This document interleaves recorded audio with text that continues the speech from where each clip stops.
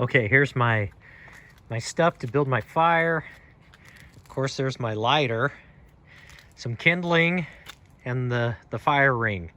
So we're gonna get this fire started, then pull out the infrared camera, grab some images. Let's go.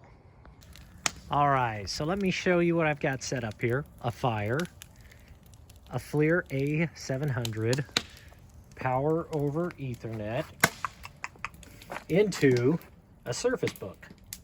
And we're just about ready to collect some images. So here's the A700, and it's pretty cool.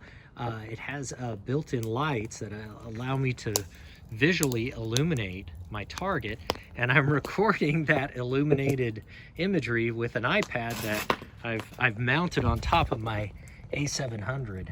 The A700 has a quarter 20 on the top and on the bottom.